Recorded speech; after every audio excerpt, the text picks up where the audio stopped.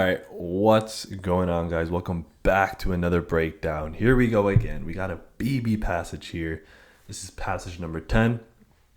Okay, I'm going to show you guys where to highlight, how to make all these details make sense. Okay, I'm going to show you how to interpret figures. Oh, we got some lines here, some p-values. Those are important. Okay, I'm going to show you guys how to read those. Definitely show you how to read these. These are really important. I'm going to show you guys how to basically get all the questions right majority of the time. Okay, as always, guys, before I break this down, give you all the secrets. Okay, do the passage on your own first and see where you went right and where you went wrong. All right, so I'm going to scroll down, pause it if you need to. All right, read this passage. Okay, this is the first question, this is the second question, this is the third question, fourth question, and that is it. Okay, let's do this right now. Elevated low-density lipoprotein cholesterol is a risk factor for both Alzheimer's disease and cardiovascular disease, suggesting a common lipid-sensitive step in their pathogenesis. Okay, I'm going to highlight the important stuff here. What strikes out at me? Bam, elevated LDLs means a potential to get Alzheimer's disease and cardiovascular disease. Okay. Previous results show that AD and CVD also share a cell cycle defect, chromosome instability. Okay, what happens? Chromosome instability and up to 30% aneuploidy in neurons in AD, all right, and in smooth muscle cells and atherosclerotic plaque in CVD. Okay, so what we got here? All right, we got a disease. Okay, we got Alzheimer's and CVD, cardiovascular disease. All right, this is due to elevated LDL, and specifically, it's the instability of chromosomes, and that leads to aneuploidy in both Alzheimer's disease and atherosclerotic plaque in CVD. I just butchered that word completely. All right, let's keep going. Specific degeneration of aneuploid neurons accounts for 90% of neuronal loss in the AD brain, indicating that aneuploidy underlies AD neurodegeneration. Mouse models of AD develop similar aneuploidy through amyloid beta inhibition of specific motor proteins and consequent disruption of mitotic spindles. Okay, I'm highlighting what sticks out of me, and I'm highlighting things to give my brain a little note in my head to say, hey, memorize this. Okay, because it might be important. Okay, when you highlight, your brain makes a little note, and it's more likely to remember those things. Okay, you want to highlight those little details. Okay, and what strikes out at you? What strikes out at you, you're more likely to remember. Okay. Researchers aim to investigate whether lipoproteins and cholesterol induce chromosomal missegregation. Okay, they are telling me what the heck the research is about and the point of the research. All right, whenever they do that, be thankful. Be thankful that you don't have to go ahead and try to figure it out, okay? So they're investigating whether lipoproteins and cholesterol induce chromosomal missegregation. All right, the chromosomes fail to segregate properly.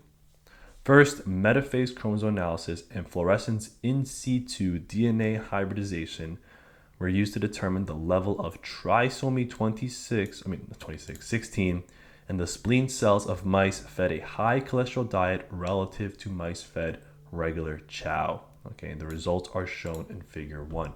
Okay, reading this, my brain is already thinking of some type of conclusion of the results. Okay, my brain is thinking, well, they told me that high cholesterol, low density lipoprotein, okay, may cause these aneuploidies. All right, and they're testing a high fat diet versus a regular diet.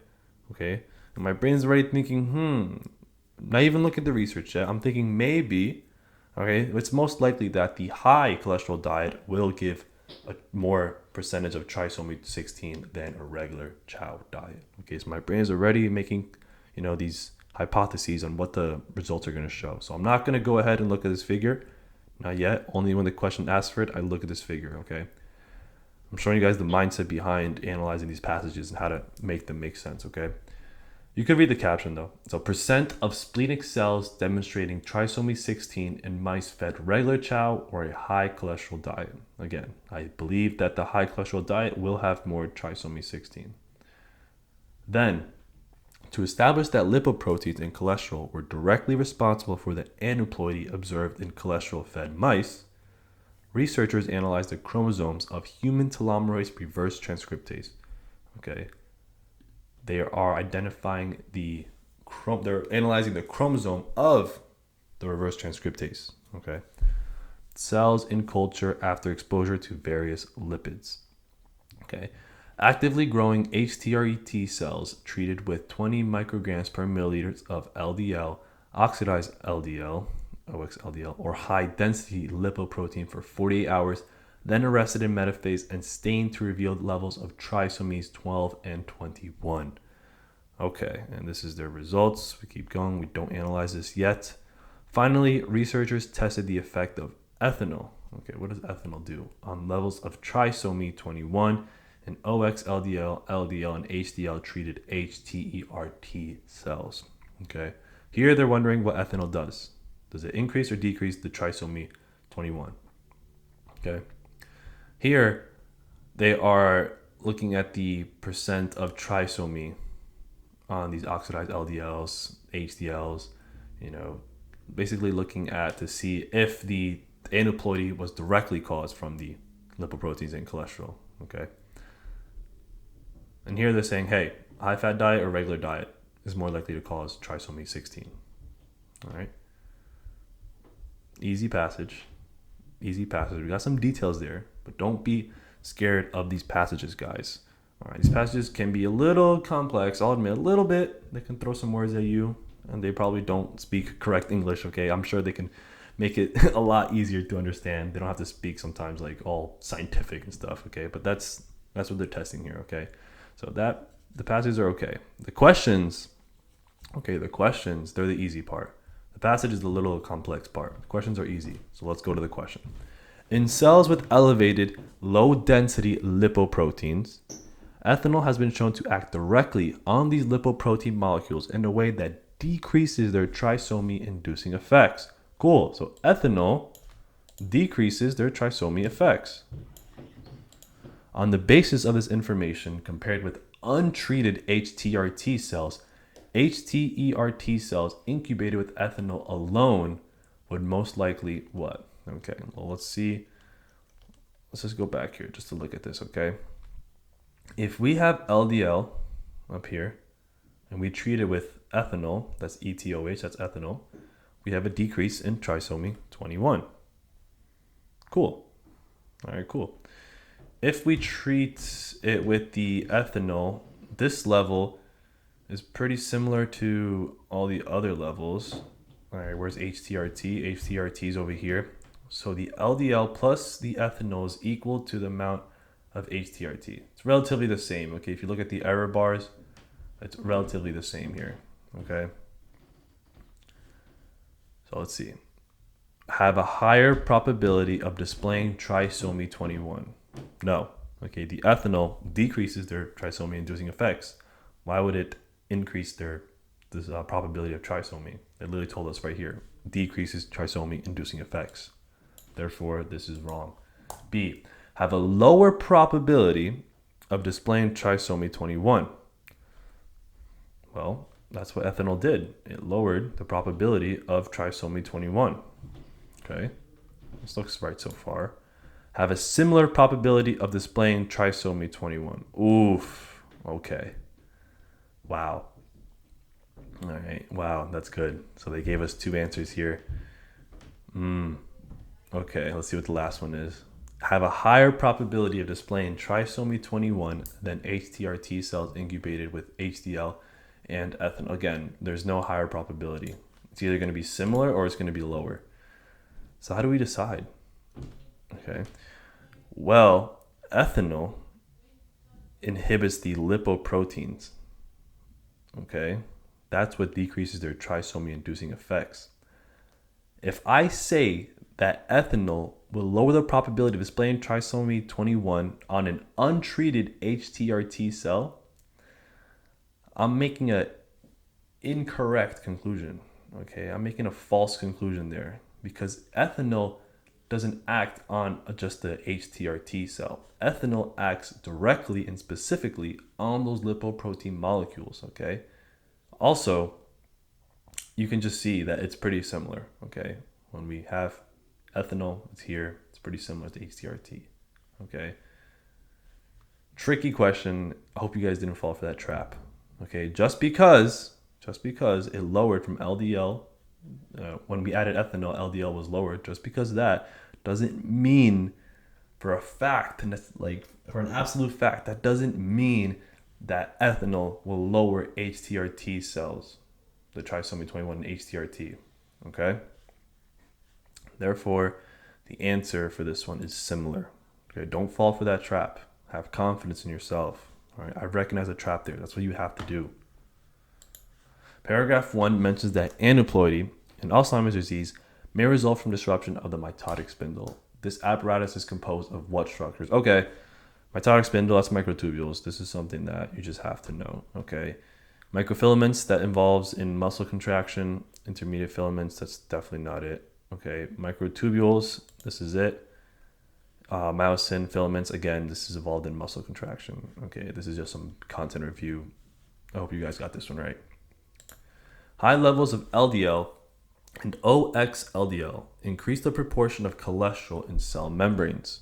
If the trisomy 21 data in figure 2, let's look at figure 2, can be attributed to the effect of cholesterol on these membranes, which of the following statements is most likely true? Okay. HTRT cells treated with OXLDL display more rigid membranes than HTRT cells treated with LDL. All right. Cholesterol, you guys should know what the fluidity of cholesterol does. Okay, cholesterol at high temperatures is going to decrease fluidity and increase rigidity. Okay, you should have that. So I'm going to write that here. All right. At high temps, okay, it's going to decrease fluidity and increase rigidity. Okay, that's what happens with cholesterol. So if we have cholesterol going on here, we're adding cholesterol to the HTRT, then this means we're going to become more rigid. Yeah. Okay. If we add LDL to HTRT, we're going to become more rigid. But this is telling me that the OXLDL displays more rigidity than the LDL. It's saying that this is higher than this one. Okay, this is wrong. But Eric, what do you mean? This looks higher than this one. Isn't it the same thing? No. Okay, this is not higher than this. It may look like it. It may damn well look like it, guys. But you have to look at the lines up here. Okay, this tells you whether something is statistically significantly higher or lower. Okay. Look, from here, this starts here. Let's look at 0.02. Okay, this starts here and ends here. This is telling me that HTRT, okay, and OXLDL, they're statistically, significantly, there's a difference of at least 0.02. That's what it's telling me. It starts here and ends here. Okay? Same thing for this one. Starts here, specifically, and ends here. Now, OXLDL and LDL, there's no line starting from here and ending right here. There's none. Okay, especially the trisomy 21. So we're looking at the gray. There's no line that starts here and ends right here. Because of that, these are similar. Okay, I'm going to do another example for you guys. Let's look at the 0.01 here. This 0.01 is telling me that trisomy 12 in OXLDL is statistically, significantly, there's a different, let me rephrase that, okay? This is telling me that OXLDL, there's a statistically significant difference from the trisomy 12 from OXLDL and the trisomy 12 from HDL, okay? No line going from here to here, therefore, this is wrong, okay? You have to look at those lines up here and the probability. Untreated HTRT cells display more rigid membranes than HTRT cells treated with LDL? No. Okay, if you're adding cholesterol, they're going to make it more rigid. All right.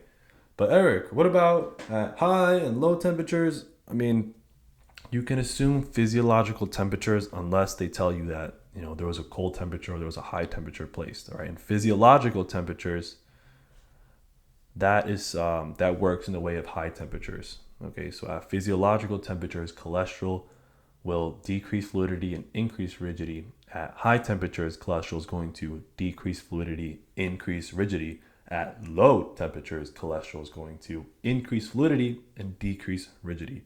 Okay, and this is telling me that cholesterol, when added, will have a lower rigidity. Okay, which is false. All right, a lot of back and forths here. This increases, decreases, but that's how it is, the MCAT. Okay, you got to get used to that. At moderate to high temperatures, ethanol increases membrane fluidity. Okay, I'm gonna write it down so it's a little easier for you guys. All right, so if we have ethanol is going to lower cholesterol. Okay, it's going to lower the cholesterol levels, and the lower cholesterol levels at high to moderate temperatures. Okay, high to moderate, that says high to moderate temperatures. Lower cholesterol at high to moderate temperatures is going to increase the membrane fluidity. It's going to increase the fluidity and decrease rigidity. Okay, remember, we're lowering the cholesterol. If we're increasing the cholesterol, okay, it's going to have the opposite effect. It's going to lower the fluidity and increase the rigidity. However, ethanol decreases the amount of cholesterol, thus ethanol will increase the membrane fluidity. Okay, I hope that makes sense. It is confusing. It is a hard question. Okay, they could have said, at physiological pH, all this occurred. They could have said at high temperatures, this all occurred. That would have been easier. Tricky question. I would say it's on the hard side, but you could get this right. Okay, HTRT cells simultaneously exposed to HDL and LDL. Okay, no. Simultaneously, that was never done in the experiment, so we could just eliminate that right away. They never talked about simultaneously exposing HDL and LDL. All right, let's keep going. OX LDL most likely forms through the reaction of LDL with what? Okay, so we're oxidizing LDL. Free radicals, this could work, okay, because free radicals have an extra electron on them, and that's pretty reactive. So I guess in a way that electron can, if you're oxidizing, you're losing an electron. So I guess in that way, the free radical, because it has that extra electron, it wants another electron to make a pair. That makes sense, but let's keep going. FADH2 and NADH, this is going to reduce LDL. Okay, remember, if we have LDL here and we're adding an NADH, this is going to come out as NAD+. And this gets oxidized, NADH gets oxidized, but the LDL is going to get hydrogen. That's going to be reduced, so it's not these. Let's eliminate these. Hydrogen gas, that's nothing to do with it. Saturated fatty acid tails, that would not do anything. How would that help? It wouldn't. So A is probably the best answer. 56 is A. All right, guys, let's see if we got all of them right. Here we go. 53 C. Wow, that was an annoying one. That was a tricky one. 43.24% got it right. Highest difficulty. So good job if you guys caught that trap. Microtubules, that was pretty easy. Medium, what's this one? Oh, at moderate to high temperatures, ethanol increases membrane fluidity. I would say this is probably a harder question. I would put this the highest. All right, but here's C. There's explanation if you guys would like to see it. Wow. 12.15% only got it right. Okay, so don't be ashamed if you guys got this one wrong. That was a pretty hard one. 56A, free radicals. All right. If you guys are interested in working one-on-one with me to hit your target score, guys, go ahead to the comment section below, click on the link, fill out the application, and I will show you how to hit your target score fast. Like in half the time that you really want to hit your target score, I can do that just like this. I will show you exactly the schedule to study, how to study, what materials you need. You know, you have access to me as well, so I'll be constantly checking your work, keeping you accountable, making sure you're on the right path to get that target score. Okay, I've done it with plenty of pre-meds before. It's a very repeatable process. All you have to do is just follow it. Just follow it and go to me to help. I'll be there to help you out, and you're 100% going to hit your target score. It's very, very, very likely. I would say it's pretty certain that you're going to hit your target score, okay? So if you're interested in that, go ahead, fill out the application, book a call. I'll interview you, and if it seems like we're a good fit, I'll ask you to join MCAT University, and then you'll hit your target score. So sounds good. I'll see you guys in the next video.